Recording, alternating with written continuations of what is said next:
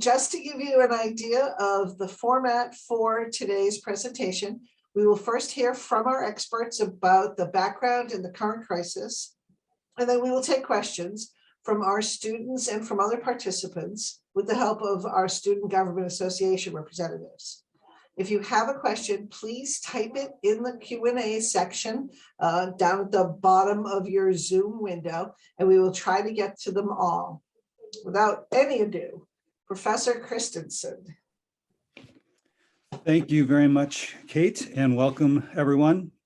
I'm just going to, I've been given the job of just giving some background, historical and political context for the events that are currently unfolding.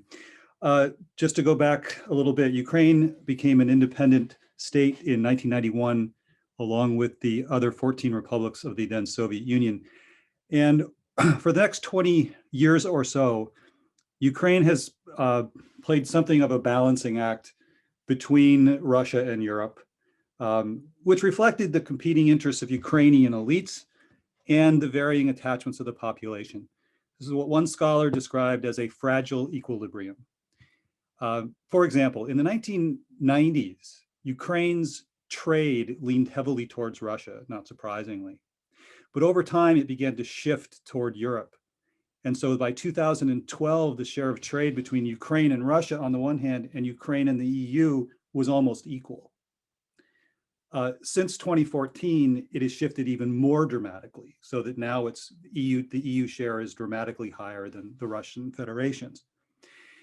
In addition, the idea of Ukraine joining Nato arose in the 2000s, and Nato officially opened the door to the possibility in 2008. And from my perspective, these two things are the basic drivers of what has become this crisis, okay? I think it's fair to say that Ukraine has been moving westward in economic and political terms overall, although with important regional differences between the West and the eastern parts of the country. These two trends, both one economic and one security related, were both deeply disturbing to the Russian regime and to Vladimir Putin in particular. As were a number of other events in the 1990s and the 2000s. Most importantly, I would cite the NATO bombing of Serbia in 1999 and the US invasion of Iraq in 2003, along with the color revolutions which took place in Georgia in 2003, Ukraine in 2004, and Kyrgyzstan in 2005. All of these things Putin saw and continues to see as a conscious and concerted effort on the part of the US and the West in general to isolate Russia, okay? We of course view it very differently, but that's the context looking at this from Moscow. And this brings us to the exact sequence of events that will eventually lead to Russia's full-fledged invasion of Ukraine in February of 22. But keep in mind that this war really started in 2014, okay? This is important. The precipitating event was in November of 2013 when Ukraine was set to sign an association and comprehensive free trade agreement with the European Union. On the 21st of November of that year, the government of Ukraine, which was then led by a sort of pro-Russian leader, they signed a decree suspending the preparations for the signing of that agreement, and to go back and talk with Russia again about a customs union, about a trade deal there, okay? Within a week of that happening, there were hundreds of thousands of people on the streets in Ukraine protesting that change of direction, the people who wanted that agreement with the European Union. This was the beginning of what has become known as the Maidan revolution.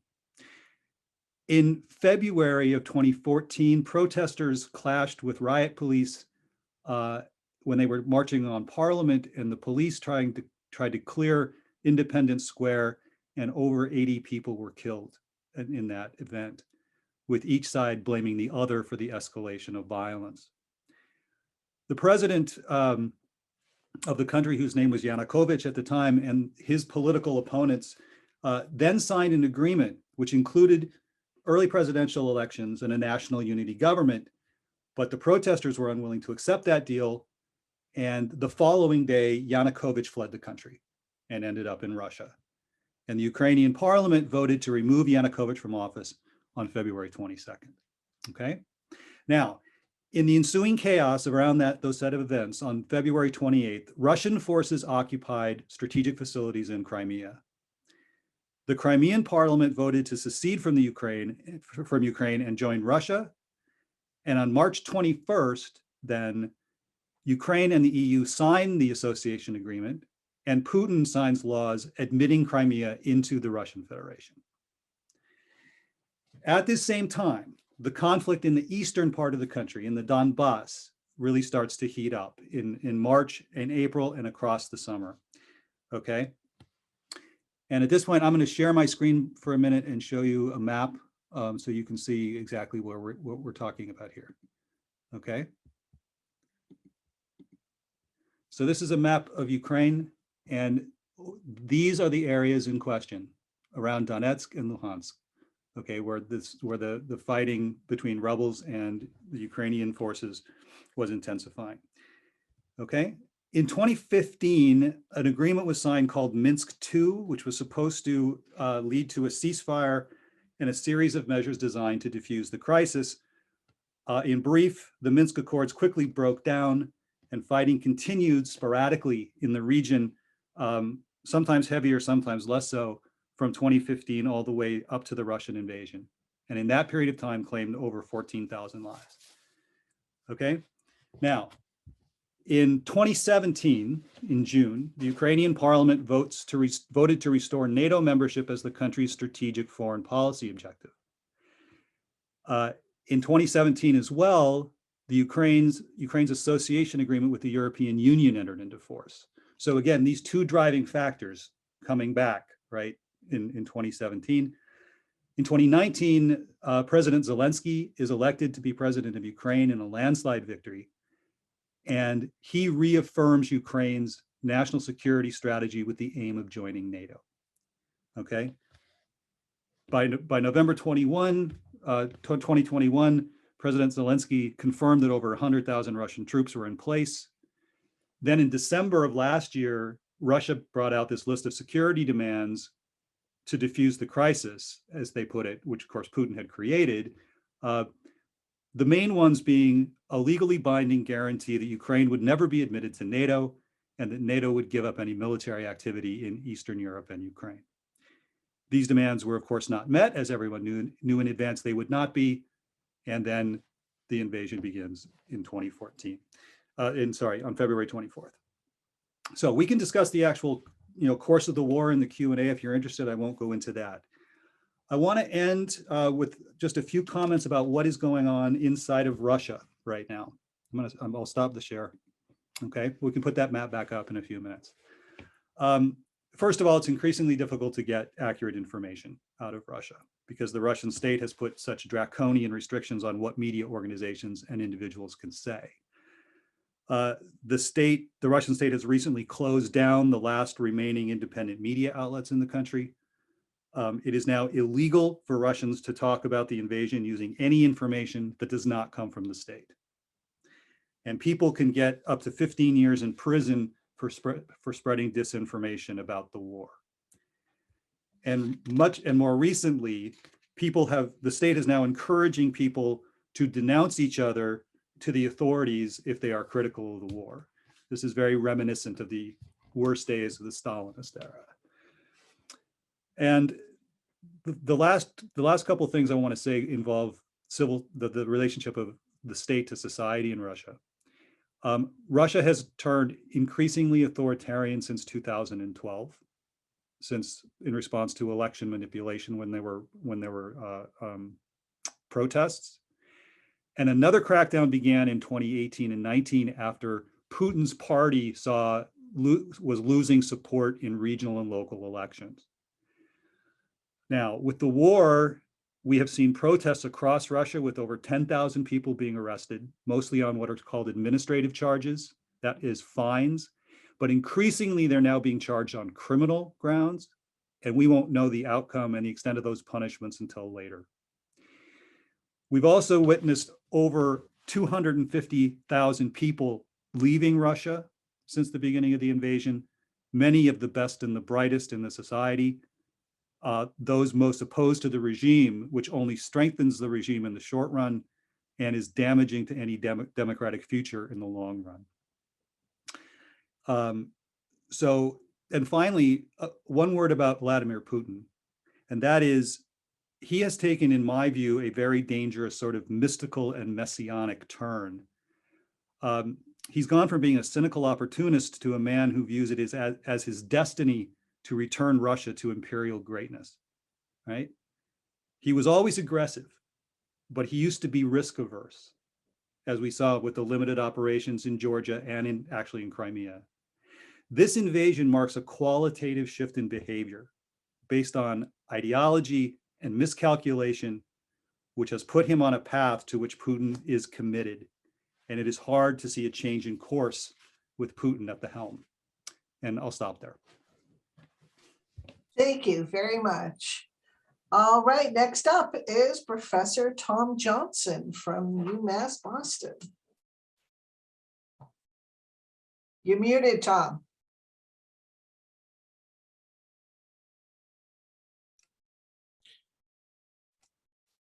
Good catch, thank you. Thanks very much, Paul, for that helpful introduction and the map too. And sincere thanks to the 4C community and all involved for this opportunity to discuss Ukraine. You may notice I'm wearing Ukraine's national colors in solidarity with dozens of Ukrainian American in-laws. I barely know most of them, but I'm close to a couple. Now, I'm not a regional specialist, so apologies for mispronouncing, but there's some relevant thematic expertise to offer. The title of the paper is War Against Ukraine, Lessons and Legacies from History, but it's less formal, more a series of points to highlight from one historian's perspective. So, first point, the lessons of history. It's not that people don't learn from history, it's that widely different lessons are possible. This is especially true in Eastern Europe. And when Vladimir Putin interprets history, people die. There are legacies of history and empire everywhere, not just in Europe. Bear in mind that people in Mexico, Cuba, Iraq, etc., may feel the same about the US as Ukrainians do about Russia. So we see many countries with a fraught history, and that lessens American credibility when demanding action from other countries. Next point. What's different about Russia's war on Ukraine? Or more crudely, why should we care? I think most important is a major 20th century achievement is a peaceful Europe, which also ended the era of Europe molesting the rest of the world through imperialism, and decolonization came in the 1940s, 50s, and 60s. Now, there's already a major humanitarian crisis in and around Ukraine, but if war engulfs Europe, that is a major global tragedy. Next. Numerous changes in populations, borders, and sovereignty mark the region over many centuries. Some have been agreeable, but many have been disagreeable. For example, General Tadeusz Kościuszko, or Thaddeus Kosciuszko in America, hero of our revolution and Poland's freedom struggle, with monuments in Boston and Cambridge, is claimed and honored by 7 different countries, but definitely not Russia. As examples just of recent border changes, the Western Ukrainian city of Lviv, which is on Paul's map, was under 6 governments, depending on how one counts, from 1918 to 1944. And Transcarpathian Rus, or Ukro-Carpathia in southwest Ukraine, was also under 6 governments, but not all the same. And that included Ruthenia, the Republic for a Day, one day, March 15th, 1939. Now, all this creates multiple contrasting and contested boundaries, loyalties, identities, and memories. And a relative lack of natural frontiers doesn't help. Next, legacies of past wars. The societies of the region remain deeply traumatized by the horrors of the era of total war from 1914 to 45 and the Cold War from 1945 to 91. World War II's Eastern Front was the most monstrous struggle in history, with unimaginable suffering and 30 to 40 million deaths. This has fostered a common desire for peace in the region, but one that is suppressed in several countries. Belarus's president, Lukashenko, is Russia's ally. Belarus people are not, to a significant extent. Another significant legacy appears in the US response so far. President Biden rightly follows two long-standing policy prescriptions. One, don't get involved in a major land war in Eurasia. This long predates even our misadventures in Korea and Vietnam, back to US intervention in the Russian Revolution 100 years ago. Two, British Field Marshal Bernard Montgomery said, quote, there are only two rules of war. Never attack Russia, never attack China, unquote. To which I'll add, because you're not going to win, but the Chinese and Russian people usually lose too. Next, the war itself. This is clearly not the Red Army of 1944 to 45, a fearsome military force. Today's Russian army has much less capacity except for destruction and harming civilians. And this is one of the worst environments in the world to wage war. The mud, snow and cold, more mud, and summer dust are unbelievable. Did I mention mud? There was enough to repeatedly swallow the German army on the Eastern Front in World War II. And all this tends to favor the defense in a conflict. Ukraine has been defending for now.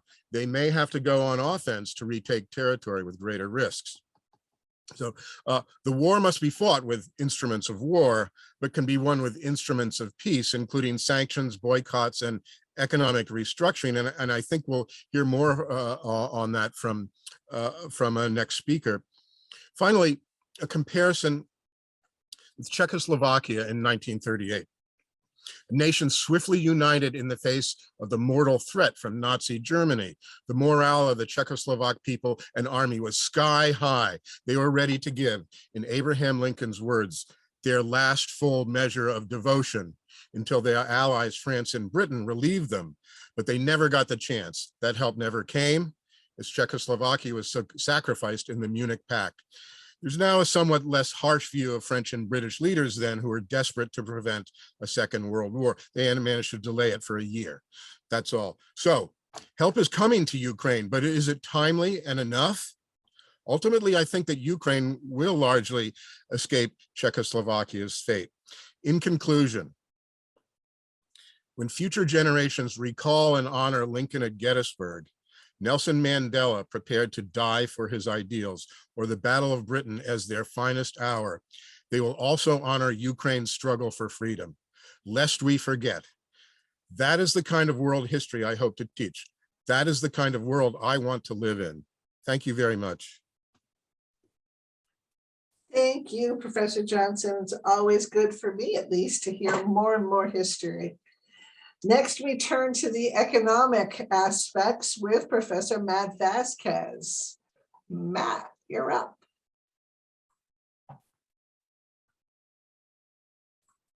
Thank you, Kate. And thanks to everybody on the panel. This is turning out to be a very engaging and thoughtful discussion. So as billed, I'm going to talk about US economic sanctions and their intended ends when they're levied against Russia.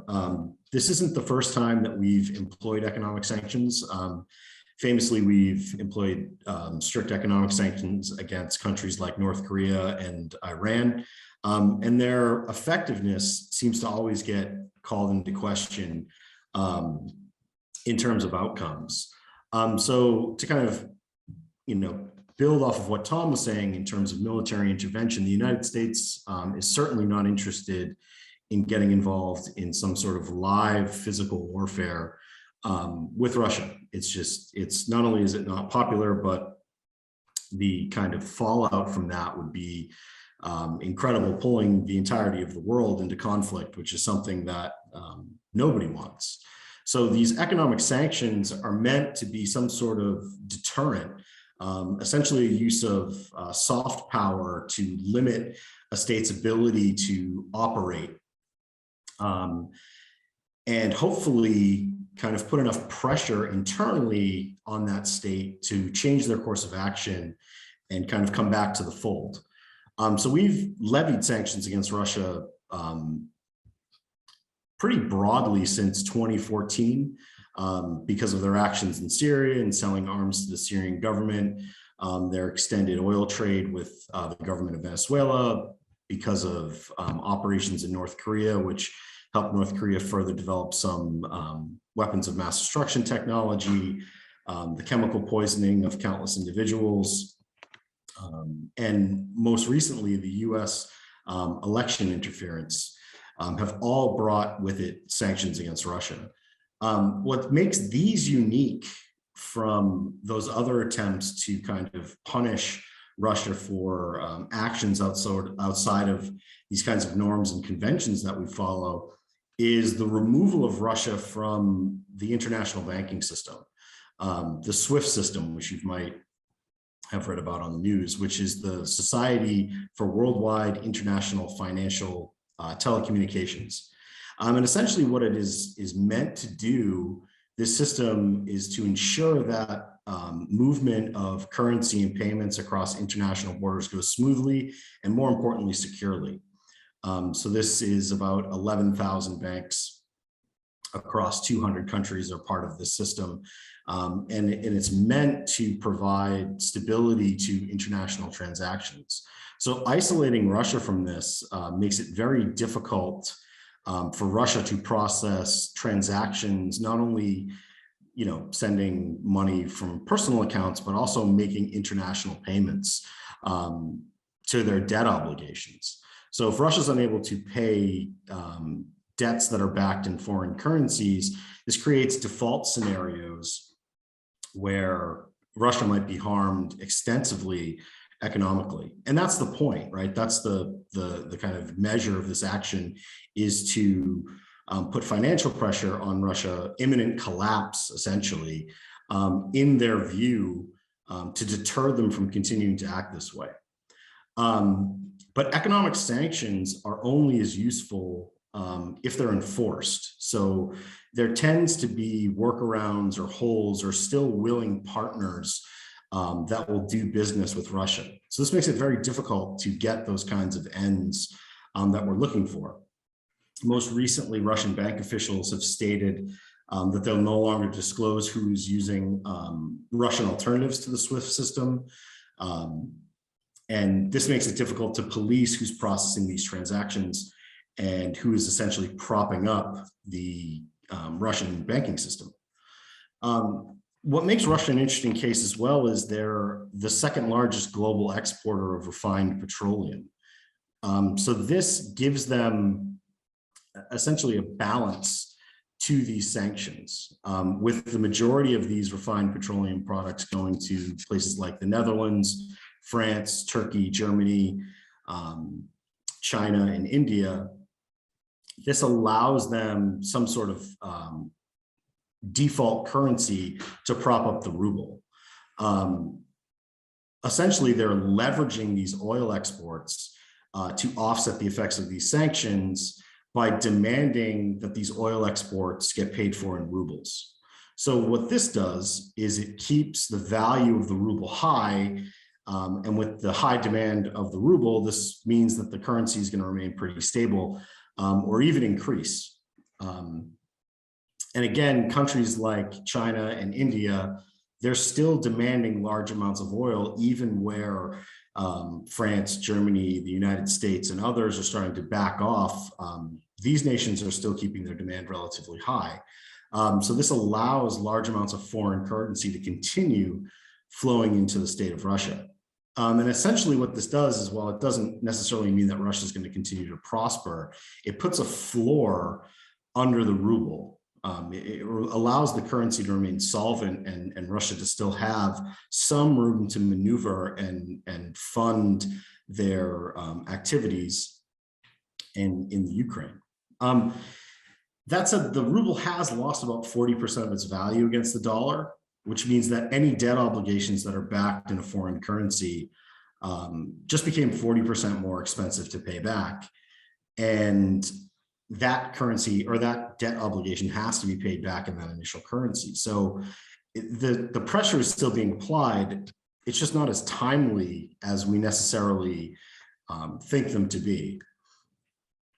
Also, sanctions tend to be very broad measures. And like I said, they're intended to apply pressure, but they're not, this pressure isn't necessarily felt by the state first. And that's been a common criticism of this action of sanctions, is that they're felt by the people on the ground. So capital flight is taking place in large parts of Russia. Their commercial sector sees brands fleeing the country en masse, either because of direct demand, like the United States, kind of banning certain business relationships, or people just see other companies just seeing the writing on the wall and understanding that things are going to be relatively tough in Russia, and it's cheaper just to close up shop and leave. So what this does, for example, in the instance of McDonald's, Russia closed over 800 McDonald's closed over 800 stores in Russia, and that creates a job loss of close to 60,000 people.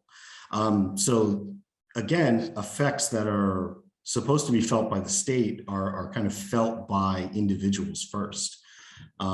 Further effects include a month-to-month rise, and again, it's difficult to determine what the inflation rate actually is, given the way that Russia plays fast and loose with certain reporting of things. But the general consensus is that month to month, prices have risen in Russia about 2.4%, which is generally what you want to see an inflation rate be for an entire year. Year to date, the Russian price inflation is looking at somewhere around 13%. So again, these effects are felt not by the people in power, not by Putin himself, but by regular Russian citizens who are just living their day-to-day lives, experience higher prices, and also an inability to recall their own currency. It's been very difficult for Russians to gain access to actual physical currency, as banks are running out of notes. And they're trying to incentivize, the Russian central bank is trying to currently incentivize people to leave their money in these banks by offering interest rates upwards of 20%. So generally, I'm skeptical of how effective these sanctions will be, given that the pressure being applied and the mechanism for change seems to rely with the people forcing Putin to change his course of action. One, as Paul was talking about at the top of this discussion, it seems unlikely that Putin's going to change his calculus about anything. He's made a decision to continue this course of action. And two, we've seen throughout kind of coverage of Russia that cracking down on dissidents is very heavy-handed. And I'm not confident that the pains that the Russian people are facing now are enough to influence them to continue to run up against the Russian state to enact that kind of pressure. Thank you, Kate. Thank you, Matt. That was great. And now we have Professor Kradanova, who is living a personal connection to the crisis in Ukraine. Lara? Hi.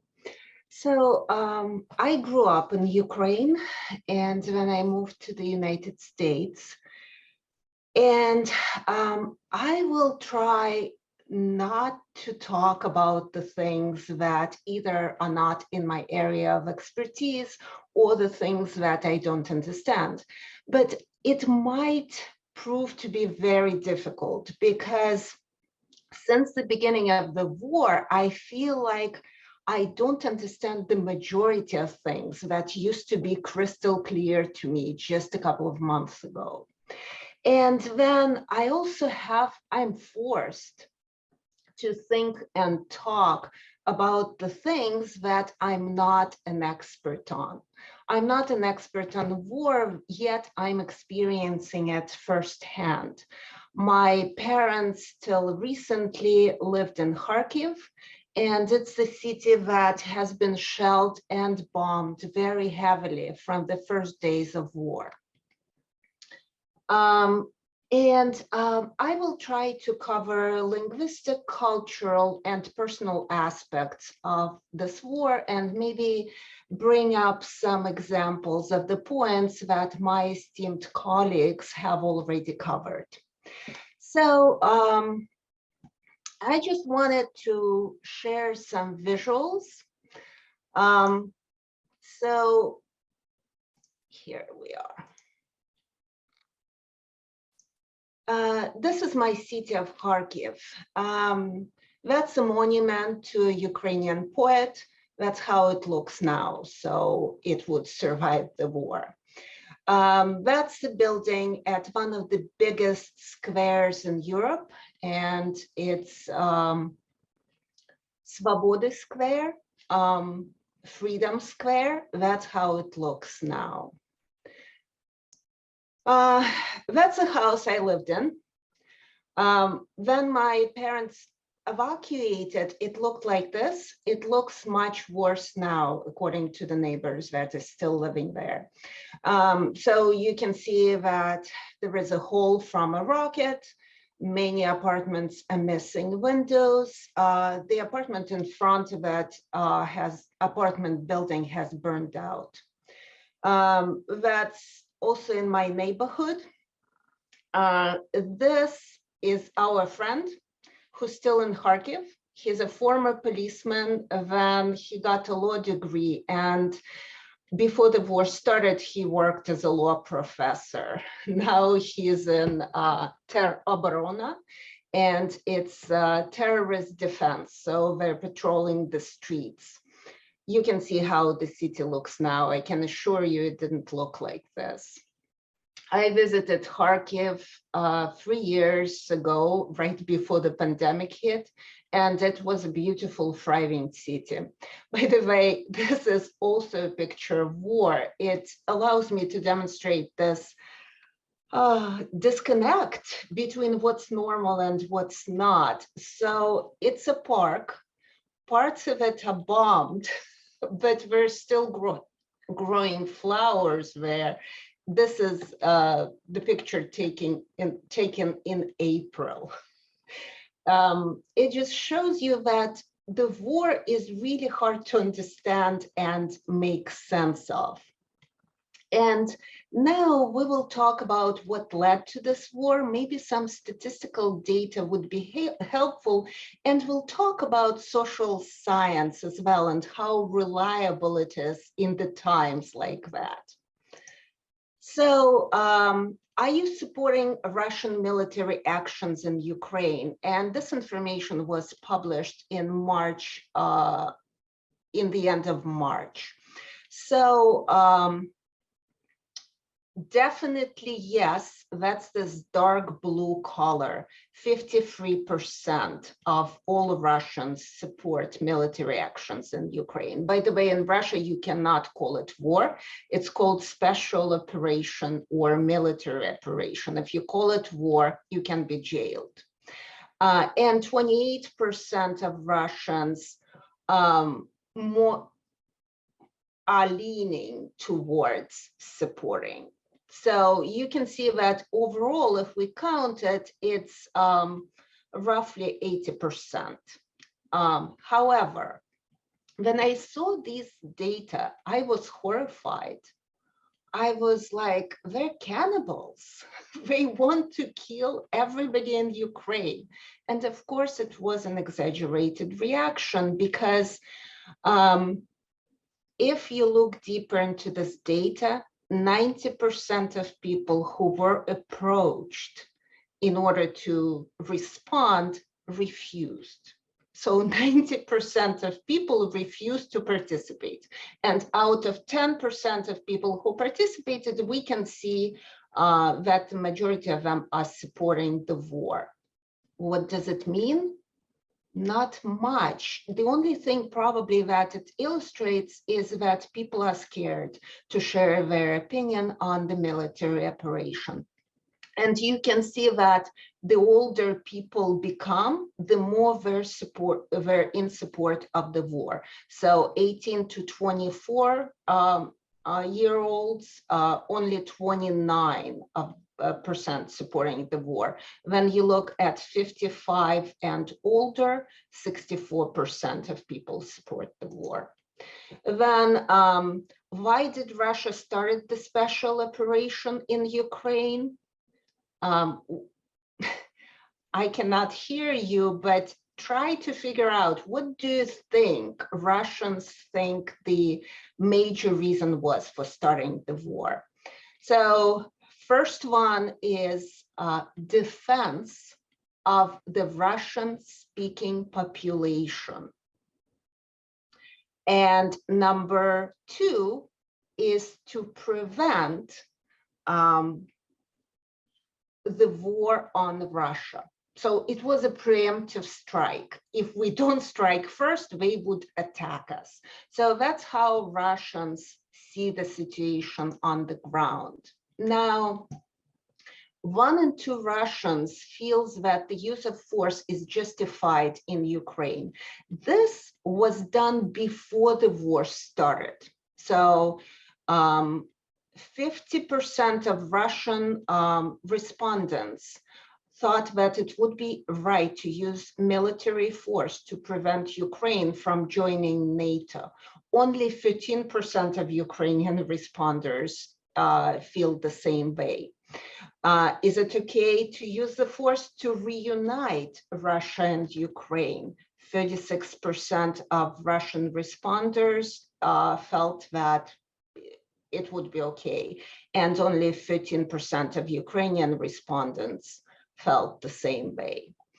And then, is it okay to attack if Russia feels threatened by foreign activity in former Soviet countries? 50% of Russian respondents felt that it would be justified. Now, I also would like to talk about a couple of examples in terms of Russia and what can or cannot be done by Russian people. My husband is Russian and his mother-in-law is still in Russia. We were planning to go to Russia this summer. Actually, one attempt got botched by the pandemic. We had everything planned and then the pandemic happened, so we didn't go. We thought that this summer would be the summer when we go to Russia. Needless to say, we won't.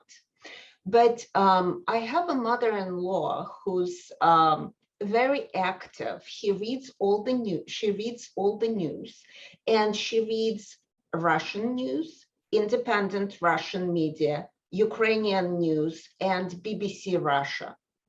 And she can't stop crying. I can't even talk to her because anytime I talk to her and we're discussing the situation in Ukraine, she starts crying. Yet she says, I cannot talk to anyone because I feel like the majority of people around me support this war. We're absolutely fine with it. So what does it mean? I have absolutely no clue. In Russia, as Paul mentioned, on March 3rd, the parliament passed a law imposing a jail term of up to 15 years for spreading intentionally fake news about the military. So what does qualify as fake news? Here are some examples. This guy was arrested because he was distributing Orwell's 1984 books for free on the streets of Russia. This guy was jailed because of his sneakers were blue and yellow, the colors of the Ukrainian flag. I do think that Orwell missed on a lot of the material. He doesn't need to invent anything now in Russia. He can just look at those cases that are being opened on Russian citizens. And now just a little bit about Ukrainians and Ukraine. I was insanely proud that Ukraine had an opportunity to vote and elect their own presidents. Yet I wasn't a huge fan of Zelensky. However, now if you talk to any Ukrainians, you can see this national unity when people actually feel that Zelensky is a great leader who's not scared, who stands his ground, who didn't leave his country. Another trend I wanted to illustrate, and do you see this stamp? This is a stamp. I'm not sure if you're following the news, but in the beginning of the war, when Russian military ship approached the island with Ukrainian soldiers, and they asked them to surrender. Do you know what Ukrainian soldiers' response was? It's a famous meme, right? So that's the use of profanity, but also historic moments are now captured in stamps. And the use of profanity, it's rampant among Ukrainians, among Russians. I cuss like a sailor. I usually a very mild-spoken person, and I continue to be, at least in English.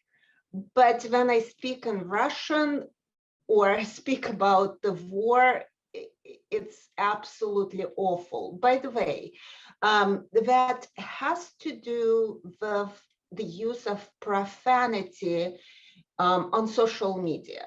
You all know that Instagram and Facebook were banned in Russia, but I'm not sure if you were following that very interesting interaction, because Meta, the company that under which Facebook and Instagram exist, actually allowed to use aggressive language by Ukrainians if it's targeted towards Russian occupiers and Russian military personnel.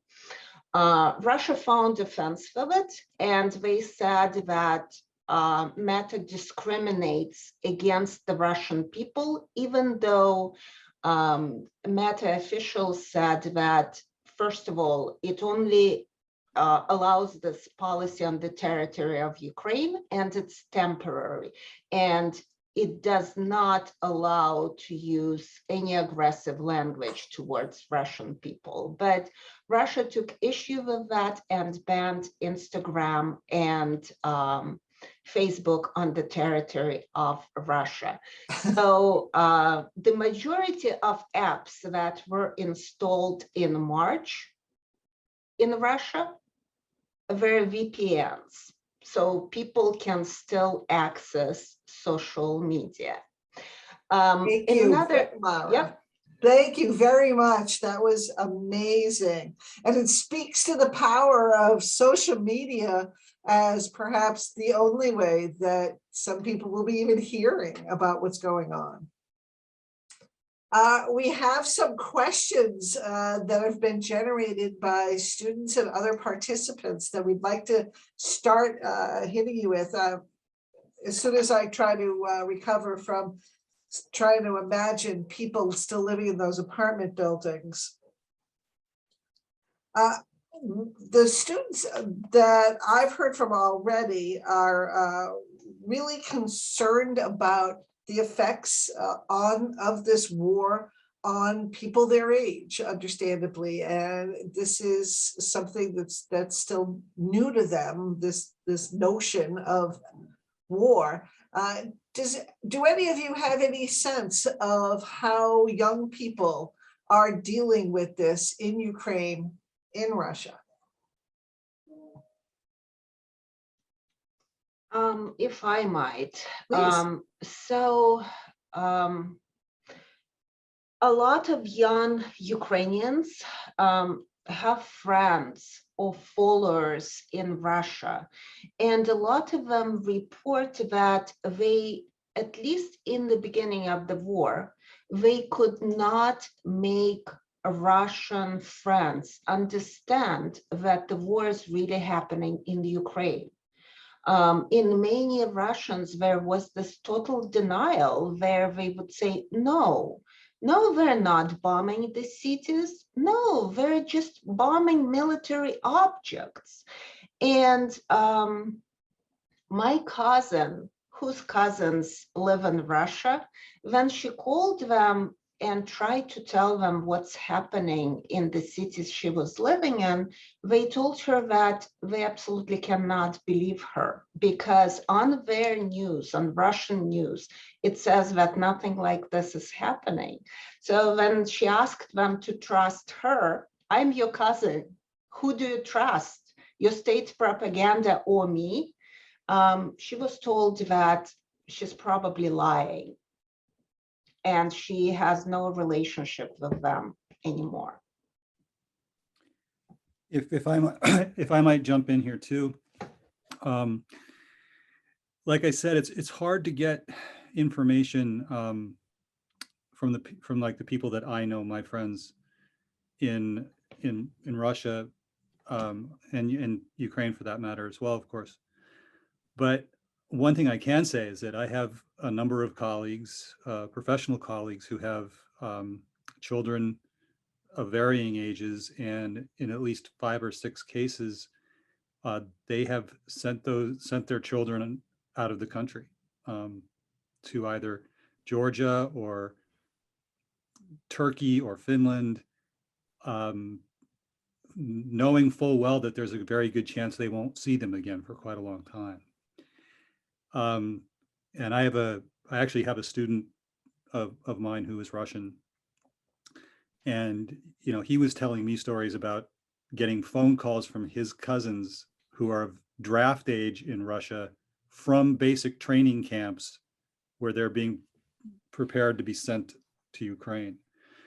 So it is disrupting the lives of everyone. But I think that for young people, it's particularly, and I'm thinking about particularly younger children, but I think for this entire generation, it's going to be, it's going to be formative, and it's going to be very difficult over the next many years. And many young Russians feel like their dreams have been squashed, because many of them feel like they're integrated into this global community, world community, and all of a sudden they cannot travel, they cannot get access to the information, they have absolutely no clue what their future will be like. And many of them feel like they were not asked for their input. There was no time for them to act, to prepare themselves, to protest. And right on top of a pandemic, no less. Max from Student Government, what have you got for us? Hi there. So it's Max and Colleen. We're actually in the library right now. Hello, everybody. So the first question that we have is actually specifically for Matt Vasquez. Matt is a debate club alumni, so it's an honor to be cross-examining you. So you talked a lot about, that's a debate joke. You talked a lot about, sanctions and stuff when you spoke. And we were just wondering, you talked about like workarounds. Are there like known US companies finding workarounds or ignoring the sanctions? And like, who are they? I feel like that was a huge kind of stopping point in your speech, and my ears really perked up when you talked about that. Well, it's mostly financial institutions. Kind of brands are understanding that there's a lot of pressure put on them to kind of protect their image.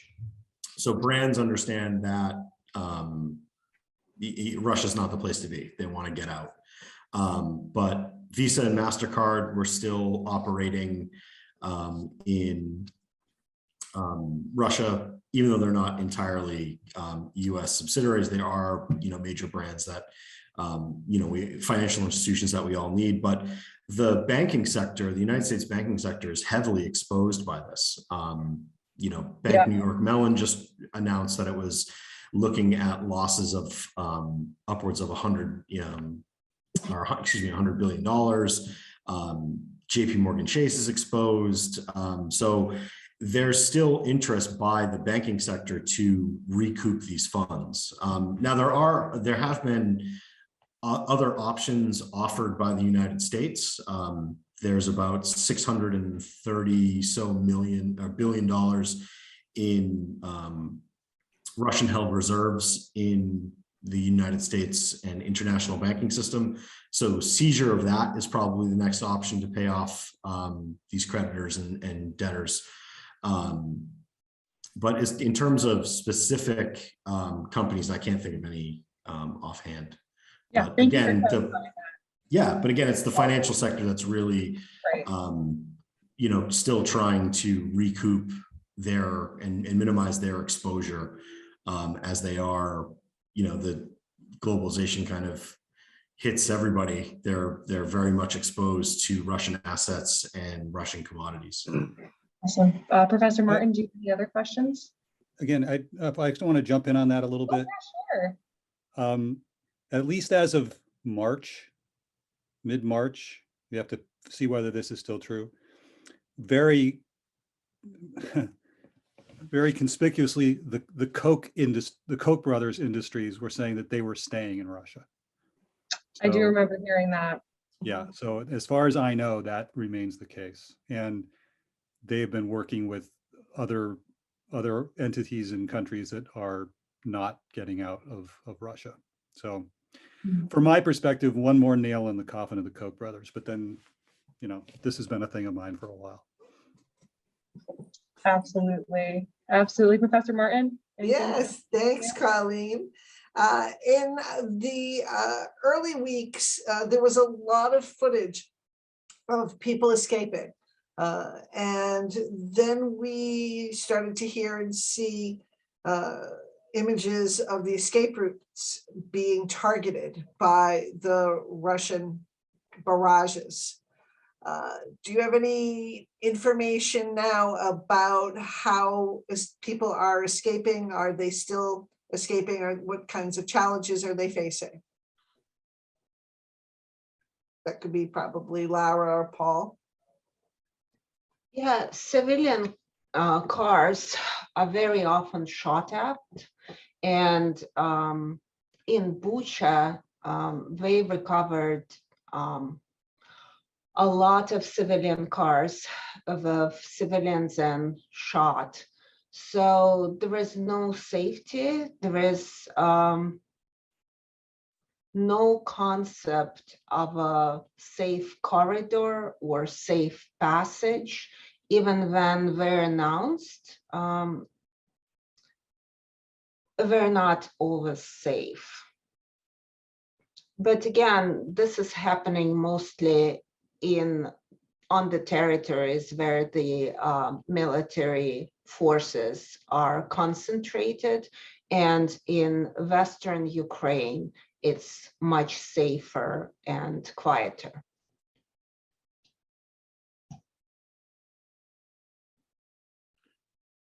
Could I add to that?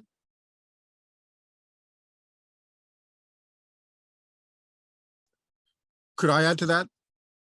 Yeah, absolutely. Yes, please. I was muting myself. Yeah, I was unmuting myself.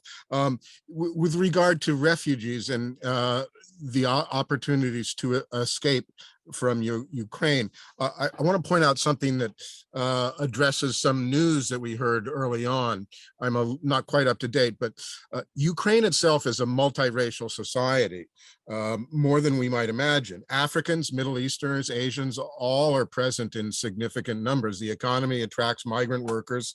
The educational system is good and draws foreign students. Many stay and may become Ukrainians, but when some of them have tried to leave, they've endured discrimination and harassment when trying to leave Ukraine. I think especially at the Polish border, seeking refuge in neighboring countries. I hope that's not continuing, but this is a more multiracial society, and there, as a result, there's differentiation in the reception of some people as opposed to others. Yeah, thank you, Tom. Yes, I think it's the problem. It was, especially in the first days and weeks, when there was this stereotypical image of a Ukrainian refugee. So, for example, if an international Black student is trying to cross the border, he wasn't recognized as a Ukrainian refugee. So there were some appalling cases. But also, to put it into perspective, at this moment, 11 million Ukrainians are displaced. It's 2 populations of Massachusetts. So if the whole population of Massachusetts is displaced and has to go someplace, but we multiply it by 2, that's what we have now in Ukraine. That many people had to leave their houses.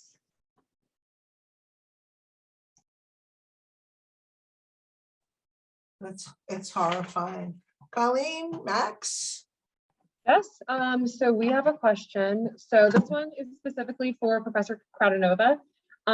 So for Ukrainian families, was there an awareness of an imminent threat from Russia as the country moved forward towards increasingly Western values and allegiances? You know, did the country's historical lack of stability on boundaries affect the country's willingness to take risks?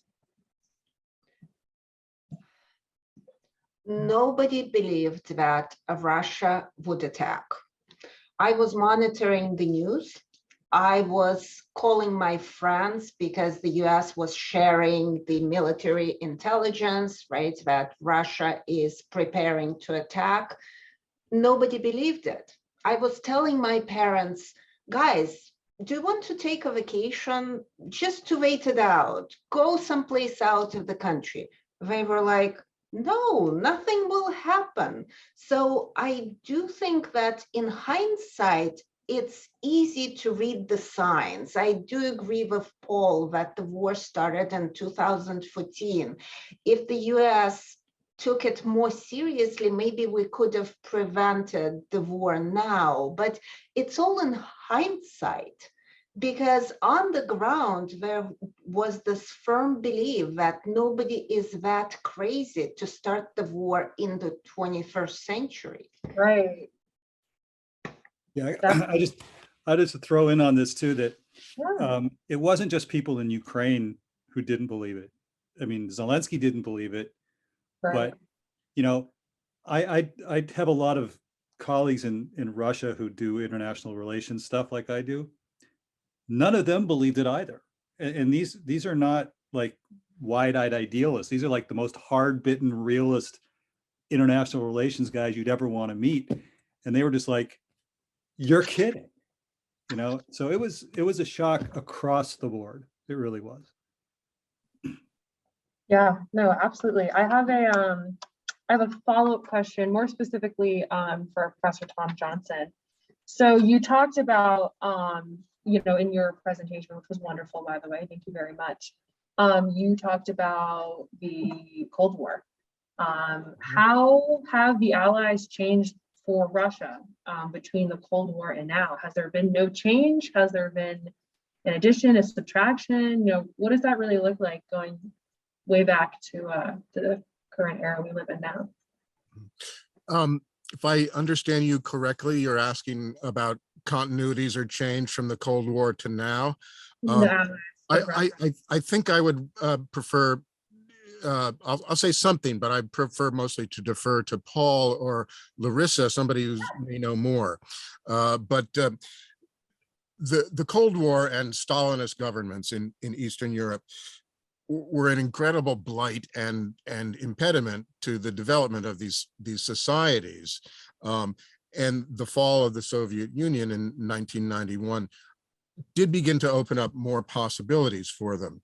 But that promise has not been fully realized. And wars and disputes we see now are evidence of that. Beyond that, I would defer to the others who could be more helpful. Yeah, no worries. I was just very interested. I took a global politics class once and we talked a lot about the Cold War and allyship. Okay, well, I'll ask you a different question then. So you talked about that famous line of, if you don't learn from history, you'll be doomed to repeat it. Could you really further that point to bring it home? I think that's something that really resonates with a lot of people and a lot of people watching this. Well, I don't think history really dooms us to do anything or to prevent us from doing anything. I prefer to study history as a way of, helping us identify options or opportunities. And I don't really believe in a dead hand of history that forces people to do certain things. I wanted to maybe address that by reading a paragraph that was from an earlier draft of what I presented about Russian atrocities and war crimes, and which there's a long and inglorious history.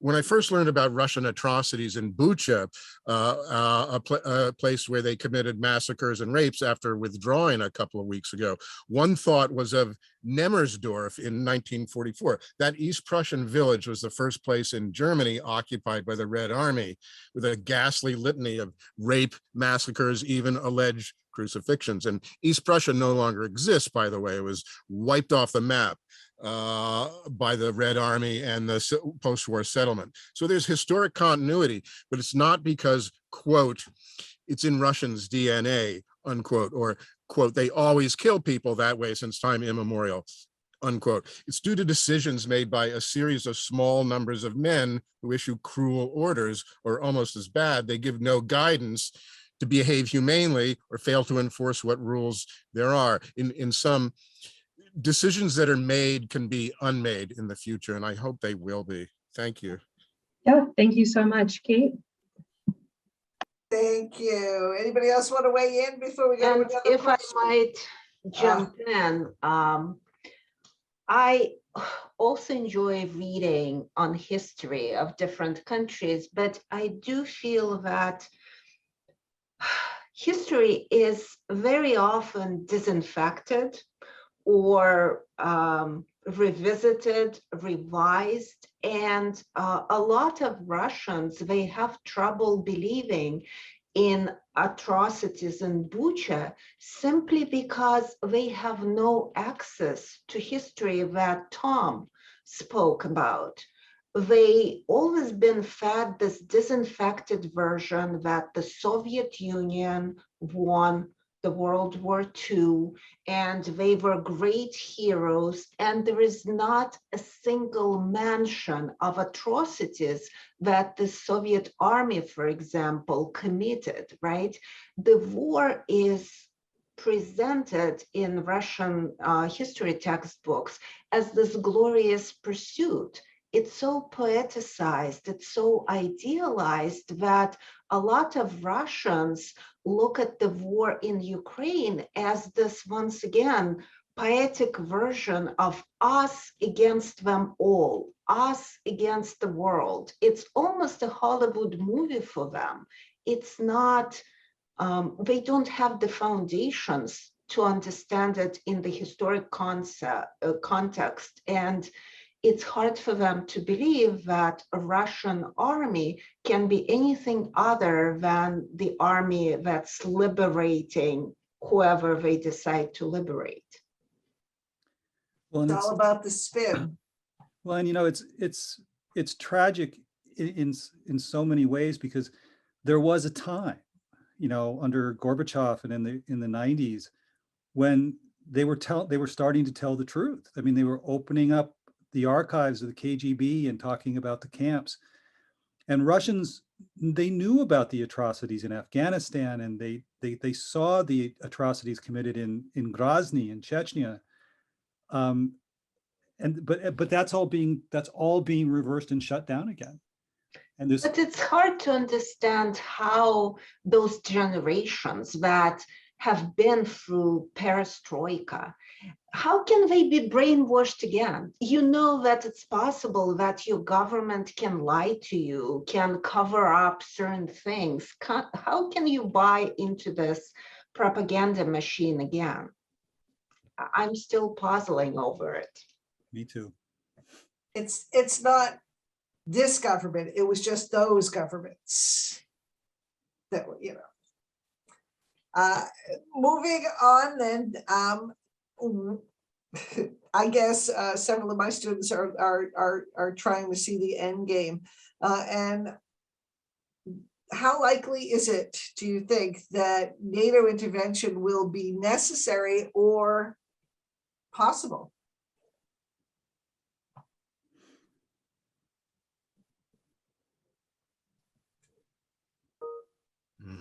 Paul? Paul? It's direct NATO intervention is highly unlikely. The possibility of if NATO intervenes directly, whether in the form of a no-fly zone over Ukraine or actual, military operations on the ground in Ukraine, that risks bringing the entirety of Europe into this. And Tom, I think, made it very clear in his remarks why that is seen as a very, very bad and dangerous idea. I think that the NATO countries, they are doing this. They are pumping as much military equipment into Ukraine as possible through as many corridors as possible. Heavier weapons are going in now, US howitzers, and, spare parts are going in. 20 planes of the Ukrainian Air Force have been repaired now since the beginning of the war with spare parts that have come in from the West. But I think, and NATO will continue to do that, and more so. But whether it's going to be enough, it is going to be. I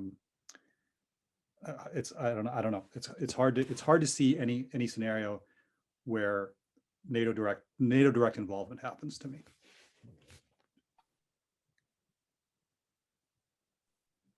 All right. Yep, Tom? Well, for me, the best case scenario, probably not very likely, is that Vlad the Impaler, as I'm starting to call him, declares victory and withdraws, but that's not very likely. In fact, one of my Ukrainian in-laws who I talked to earlier this week says this is merely round 2, and there's going to be rounds 3, 4, and 5 as long as it takes. So, if there's a quagmire, a stalemate, which is more likely, the U.S., based on those long-standing policy prescriptions, will be reluctant to intervene directly, also the nuclear dimensions, all 3 of them are very significant. Russia has nuclear weapons. Ukraine had the world's worst nuclear accident in 1986 in Chernobyl, and the exclusion zone is still very deadly there. And they have all these nuclear power reactors, which are very much at risk from exploding ordnance and all that. So it's really have to tiptoe through this part of the world sometimes. And what this means is the great tragedy for Ukraine and its people and its fighters is that they've been stuck with the role of not only defending themselves, but freedom in Western Europe, and I think by extension around the world, with one hand tied behind their backs. And it's tragic and it's unfair, but we might have to endure that for a while. But that's why I want to salute the people resisting Russia in Ukraine, to be recognized in the future as heroes of liberty and humanity. And I'm going to stop before I start weeping. Thanks. All right, thank you. Max and Colleen. Alrighty, so my first kind of question here is more specifically for Paul Christensen. So what differences do you see in leadership styles between Zelensky and Poroshenko, the gentleman who was the president of Ukraine directly before him, if I'm not mistaken?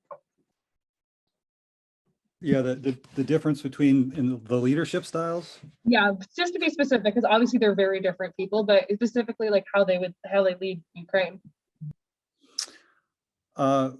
Well, in some ways, I think Laura's probably a better place to answer that than I am, but I'm happy to. It's Zelensky was such a kind of an unknown quantity politically when he was elected in 2019, and you know, you hate to say this kind of stuff in the midst of a war like this, but Ukraine for quite a long time in the post-Soviet era was not well served by its political leadership, if I can put it that way. And Poroshenko, you know, he talked very tough. He, you know, said that at one point that, you know, Ukraine was ready for total war with Russia, et cetera, et cetera. This was back, you know, when the conflict was mainly centered in the Donbass area. But the problem with political leadership there, and Poroshenko was involved with this as much as anyone, is that, you know, he was an oligarch himself, and there was huge amounts of corruption within the Ukrainian state. Zelensky inherited that, and was, as far as I could see this happening, was making an honest effort to try to make progress in changing the nature of the political processes in Ukraine to try to deal with the corruption issue. Although there was a discussion about him having links to oligarchs as well, but you know, and then of course, once the invasion started, I mean, then now you're really seeing what Zelensky's made out of, right? I mean, and there was no guarantee that he was going to step up to the plate like this when all this happened. And I think a lot of people were surprised. Most people were incredibly impressed. And if nothing else, and we don't know what the future is going to hold, but if nothing else, one of the results of this war might be a true opportunity to restart Ukrainian politics in a way that's going to be much better for the people, and get rid of a lot of this elite, corrupt infighting that's been going on for so long. Absolutely. Does anyone else want to weigh on this? I do have a follow-up question unless anyone else would like to weigh in. All right, seeing none. So this is a general question for any of the panelists. So other than, you know, media suppression and lack of freedom of speech, are there other parallels that we are seeing between Putin and Stalin?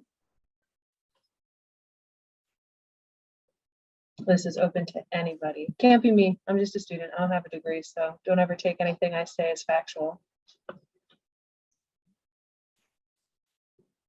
I think ideology is different. Stalin had this great idea. There was ideology behind it. Putin, I don't think there is some strong ideology behind his actions that a lot of people are invested in. For Stalin, it was building strong Soviet Union and potentially building communism. Putin, I think, is just using this war to boost his popularity rates, to boost his support.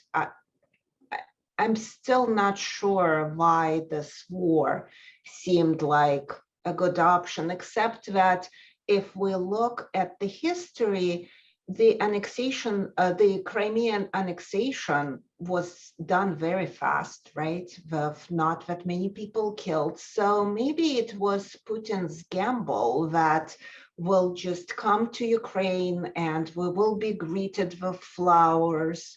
A lot of political analysts now are questioning how well informed Putin really was, or was he fed this information that a lot of Ukrainians really want to be part of Russia, and maybe he went in not having all the information he needed to have. Yeah, well, thank you so much. That's really all the questions I have for you guys. I so appreciate your time. Education is so important on this topic, and I will be watching this a couple of times to really get these thoughts through my head better. Thank you. Thank you, Thank you. Colleen and Max. So one final question, and this is speculative, of course, but how does this end?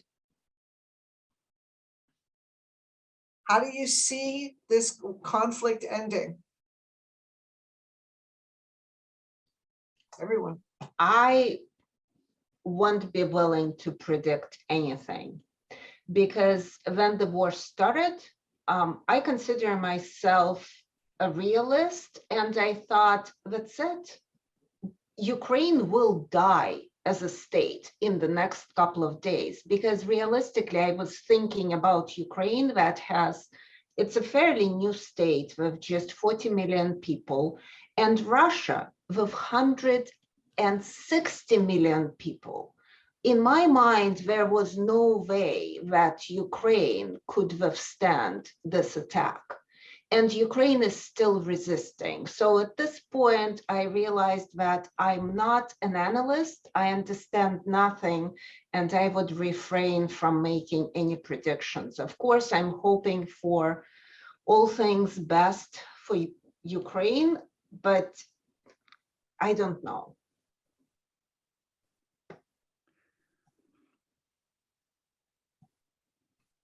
Yeah, it's hard to see how it will rebuild. Tom?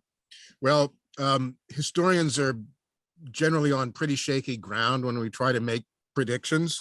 But in addition, but in addition to that, let's not presume that this will end anytime soon.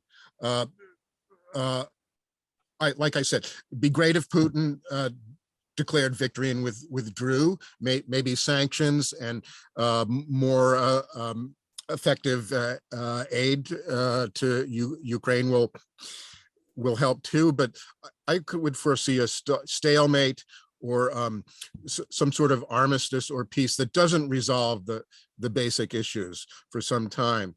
And you know, I don't want to be in the position of just hoping that Putin dies either. He will die, but he's probably going to be, no guarantee he's going to be replaced by somebody who's going to be better. That's what my Ukrainian in-laws think from their perspective here in the United States. But I'm want to be both a realist and an optimist, and think that there'll be a better resolution than that. I'm not going to predict what it is. Paul, is this another Afghanistan? Well, I see a couple of different possible scenarios. Again, prediction is not what, you know, prediction is not our business really in some ways, but I think the most likely scenario, at least in the short term, is that, I mean, first of all, let's be clear, another Russian offensive has started. I mean, it started 5 days ago, and it's just going to get worse along that entire 300-mile front in the east. I think the most likely scenario is that Russia is going to probably advance to the extent that it's going to try to secure the entire provinces of Luhansk and Donetsk. The concentration on Mariupol is also an indication that they're trying to build this sort of corridor down to Crimea. They might stop there, and Ukraine might be put in a position where they have to make a choice about accepting the loss of territory in exchange for peace, at least temporarily, or continuing. But that as a Russian minimum for stopping, I think is the most likely scenario.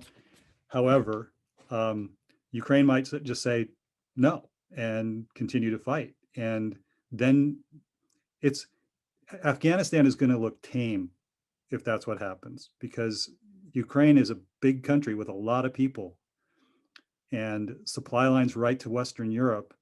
And, you know, we talked about this, you know, before when we were prepping this, but in the 20th century, the average insurgency goes on for at least a decade, right?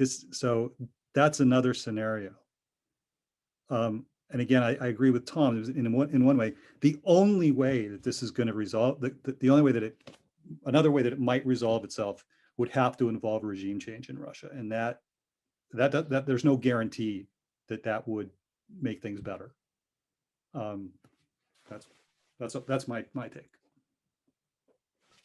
You've given us so much all of you to think about. I really appreciate you giving your time and your expertise to this. Obviously, this is ongoing, but we do need to wrap up. So thank you to Professor Paul Christensen, Professor Tom Johnson, Professor Lara Kradanova, Professor Matt Vasquez, Max Kennedy, and Colleen Ellis. You rocked it with the questions. Thank you all very much for coming.